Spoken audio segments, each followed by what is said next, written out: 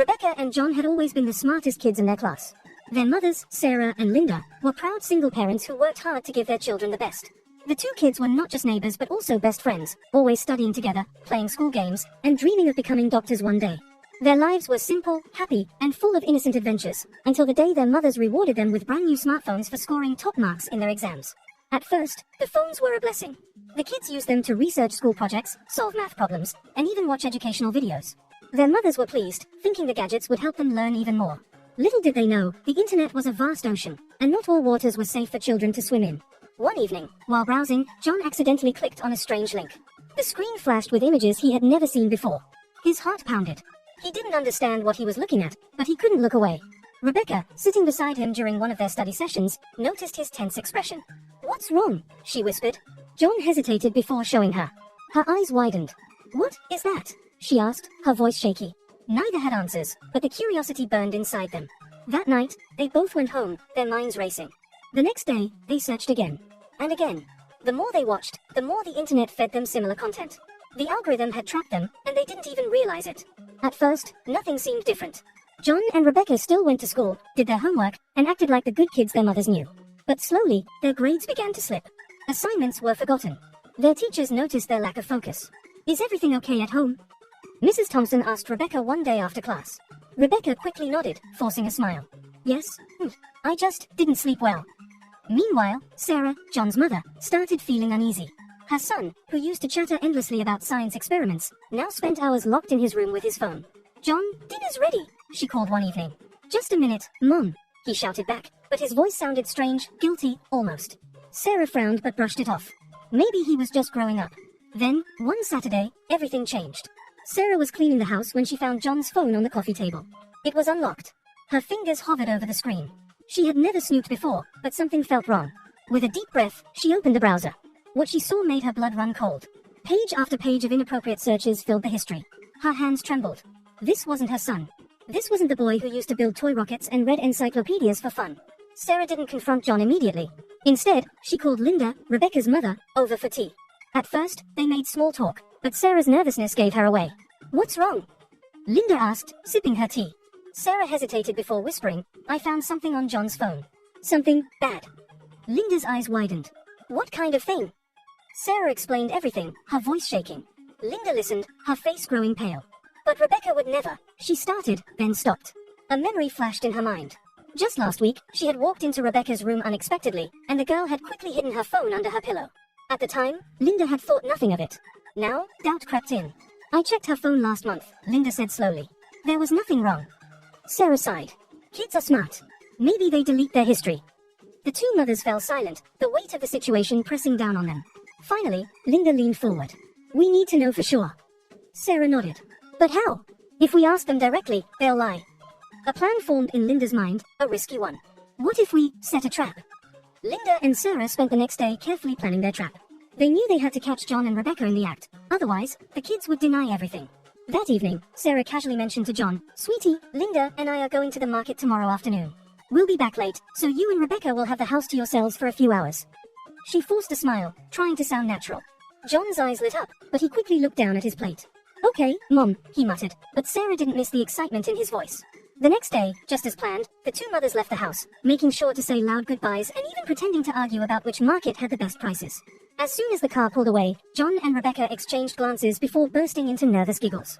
"They're gone for real?" Rebecca whispered, peeking through the curtains. John nodded, grinning. "Yeah, my mom said they'll be back late. We have time." But what the kids didn't know was that their mothers hadn't gone far. Sarah and Linda had parked just around the corner, waiting for 10 agonizing minutes before quietly slipping back into the house through the back door. Their hearts pounded as they tiptoed through the hallway, listening for any sounds. At first, there was nothing, just silence.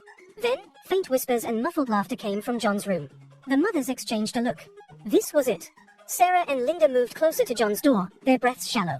The kids' voices were clearer now. "Whoa, look at this one," John said in a hushed, excited tone. "That's so weird, but kind of cool," Rebecca replied, her voice a mix of curiosity and discomfort. Sarah's stomach twisted. She couldn't wait any longer. With a deep breath, she pushed the door open. The scene before them was worse than they had imagined. John and Rebecca were huddled together on the bed, their eyes glued to John's phone, their faces flushed with embarrassment and guilt. The moment they saw their mothers, their expressions turned to pure horror. Rebecca gasped and dropped the phone like it had burned her. John froze, his mouth hanging open. For a few seconds, no one spoke. The air was thick with tension. Then, Sarah stepped forward, her voice trembling. What are you doing? John stammered. We were just... Don't lie. Linda snapped, her voice sharper than Rebecca had ever heard before. We saw everything. The kids looked down, their faces burning with shame. Sarah picked up the phone, her hands shaking as she scrolled through the open tabs. Her heart sank. It was exactly what she had feared, page after page of inappropriate videos and websites. She turned to Linda, who peeked over her shoulder and immediately covered her mouth in shock. Explain yourselves, Sarah demanded, her voice low but fierce. John and Rebecca exchanged panicked glances. They had been caught red-handed, and there was no way to talk their way out of it. Rebecca was the first to break. Tears welled up in her eyes as she whispered, We didn't mean to. It just happened. What just happened? Linda pressed, her arms crossed. John swallowed hard. One day, I was searching for something for school, and then a weird link popped up. I clicked it, and it was. He trailed off, unable to finish. And instead of closing it, you kept watching. Sarah asked, her disappointment cutting deeper than anger ever could. The kids nodded silently. Rebecca sniffled. At first, we didn't understand what we were seeing. But then, we got curious. And the more we watched, the more stuff like that showed up. We didn't know how to stop it. Linda sighed, rubbing her temples. You should have come to us. John's voice cracked. We were scared you'd take our phones away. Sarah's expression softened slightly, but her tone remained firm. That's exactly what's happening now. The living room was silent except for the ticking clock as the two families sat facing each other.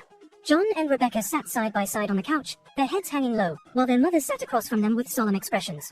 Sarah placed both phones on the coffee table between them. Do you two understand why we're so upset? Linda asked, her voice softer now but still serious.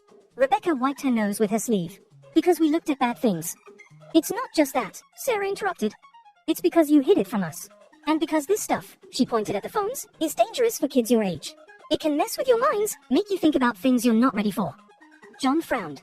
But everyone at school talks about this stuff. They say it's normal. Linda leaned forward. Just because others are doing it doesn't make it right. Your brains are still growing. This kind of content can become like a drug. The more you watch, the more you want, and the harder it is to stop.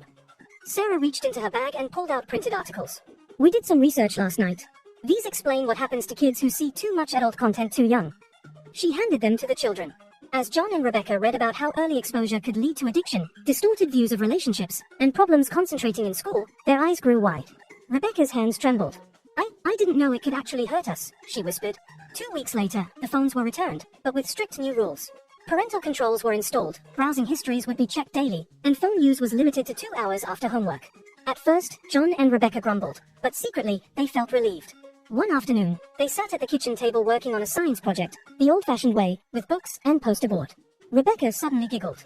Remember when we thought we were being so sneaky? John rolled his eyes. Yeah, and Mom caught us in like 2 seconds. They both laughed, the tension finally broken. From the doorway, Sarah and Linda exchanged smiles.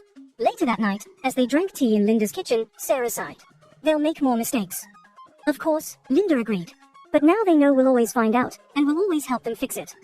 Outside, the moon shone brightly over the quiet neighborhood where two families had learned that love sometimes means having the hard conversations, and that every mistake is a chance to grow closer. Moral of the story, the internet is a powerful tool, but without guidance, even good kids can get lost. Open communication between parents and children is the best protection against hidden dangers.